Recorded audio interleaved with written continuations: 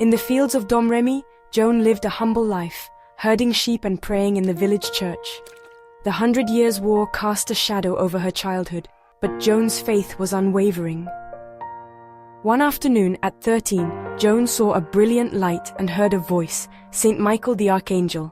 He brought a message from God, the first of many visions.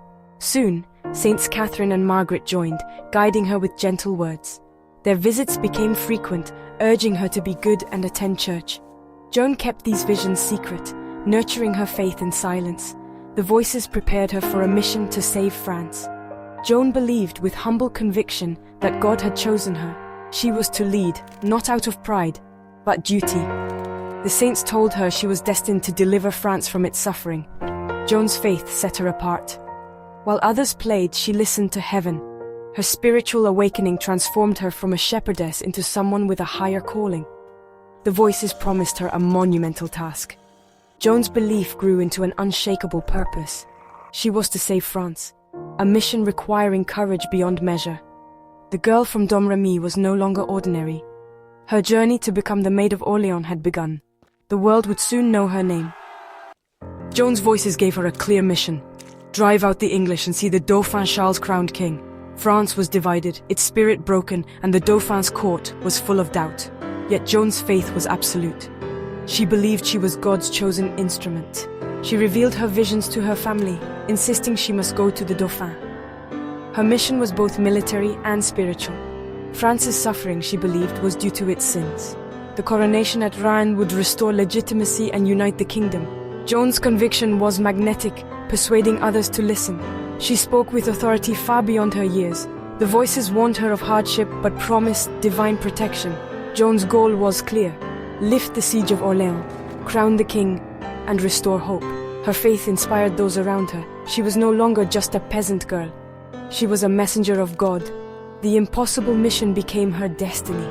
Joan's journey to the Dauphin was the first step in changing France's fate. The Maid's legend was about to begin. Joan's mission was met with ridicule. Her father was furious, villagers mocked her, and the idea seemed absurd. Undeterred, Joan sought out Robert de Baudricourt, the local commander, asking for an escort to the Dauphin. He laughed and sent her away, but Joan's persistence was unbreakable. She returned, declaring she must obey God above all. Her sincerity and a prophecy about a French defeat began to win over a few supporters. When her prediction came true, people started to believe. Knights pledged to help her, and Baudricourt finally relented, providing an escort. Joan cut her hair, donned men's clothing, and set out on the dangerous journey to Chinon. Her courage never wavered during the perilous ride. She broke the rules of her time, stepping into a world of war and doubt. Joan was a lone girl facing a kingdom of skeptics, armed only with faith. Her journey to the Dauphin was a leap into the unknown. The world was about to witness her resolve. At the Dauphin's court, Joan faced suspicion and tests of faith. The Dauphin disguised himself, but Joan identified him instantly, stunning the court. Theologians interrogated her for weeks, but her honest answers impressed them. She promised to sign the lifting of the siege at Orleans. Declared a good Christian, Joan was given armor, a horse, and a white banner. Her banner, not a sword, became her symbol. Painted with holy images and the words Jesus Maria, Joan inspired the weary French soldiers, insisting on discipline and prayer. Her presence electrified the camp, transforming her into the Maid of Orleans. She was a spiritual leader, not a warrior for bloodshed.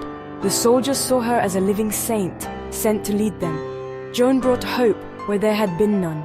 With her banner high, she was ready to fulfill her divine promise. The shepherdess had become a leader of men. The French army was reborn under her guidance. The march to Orleans was about to begin. Joan arrived at Orleans, where the city was on the brink of falling to the English. She took charge, urging bold action and leading from the front with her white banner. During the assault on Les Tourelles, Joan was wounded but returned to rally her men. Inspired by her bravery, the French stormed the fortress and broke the siege. Orleans was freed, a miraculous turning point in the war. Joan urged the Dauphin to march to Reims for his coronation. City after city surrendered without a fight, awed by the Maid's reputation. On July 17, 1429, Charles VII was crowned in Reims Cathedral, with Joan at his side. She had fulfilled her mission, lifting the siege, crowning the king and uniting France. Joan's name became legend across Europe. She had restored hope and changed the course of the war. Her work, in her eyes, was complete. The Maid had shown what faith and courage could achieve. France's future was forever changed. Joan's triumph was short-lived. She was captured by the Burgundians and sold to the English. King Charles made no attempt to save her. Joan was put on trial in Rouen, accused of heresy by pro-English churchmen. Despite months of interrogation, she refused to deny her visions or betray her faith. Worn down, she briefly signed a confession but was tricked and condemned anyway. Realizing her fate was sealed, Joan reaffirmed her faith and accepted her death. On May 30th, 1431, at 19, Joan was burned at the stake. She asked for a cross, calling out Jesus' name until her last breath. Her courage moved even her enemies to tears. Years later, she was declared innocent and in 1920, canonized as a saint. Joan's legacy endures as a symbol of faith, patriotism, and courage. She proved that one person's conviction can change history.